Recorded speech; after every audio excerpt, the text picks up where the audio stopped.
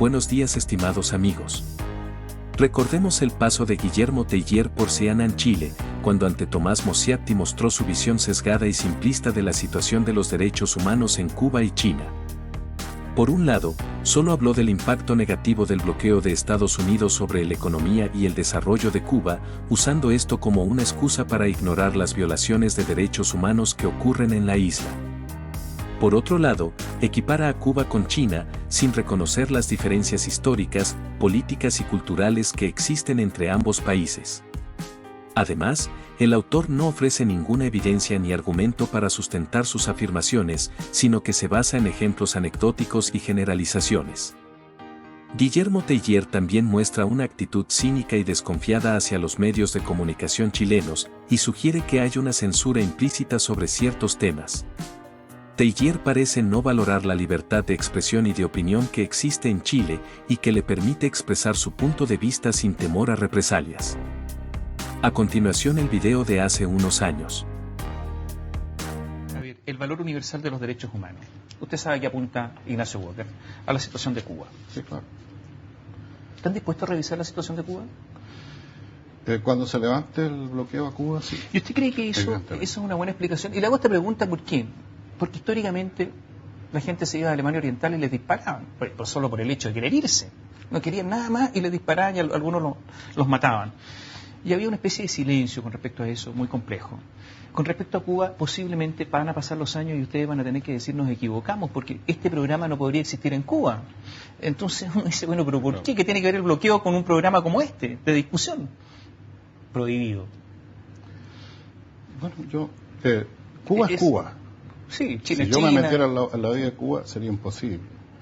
Ahora, claro, en Chile existe más hoy día democracia, indudablemente podemos conversar, pero también esta conversación o cualquiera otra de los grandes medios de comunicación tampoco depende de nosotros, tampoco depende de cuando queramos decir algo podamos decirlo.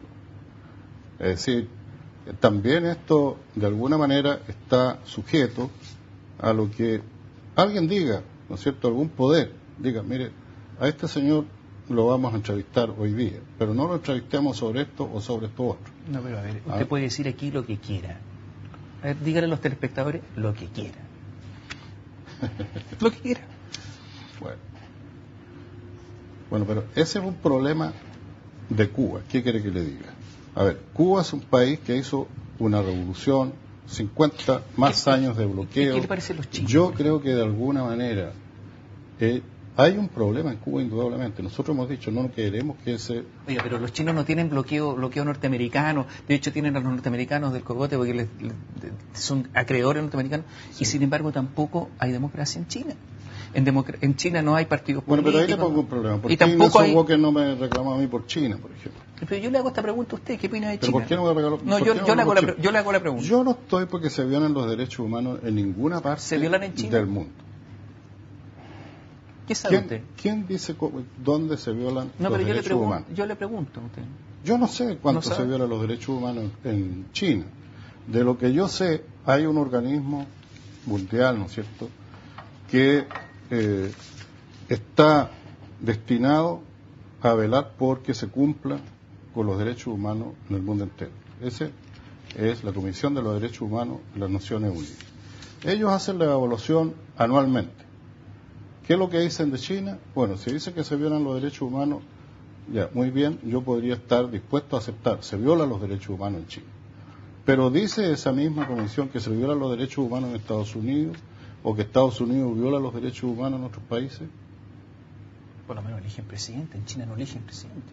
Pero entonces, violar los derechos humanos es elegir o no elegir presidente. No, pero se parte por algunas cosas básicas, ¿no? Libertad de información. Yo quisiera saber exactamente qué es lo que es la violación de los derechos humanos, porque en Chile se violan los derechos humanos. Pero naturalmente, sí, siempre habrá alguna violación de derechos humanos, pero hay condiciones básicas mínimas, ¿no?, que en otros países no se dan. Tiananmen.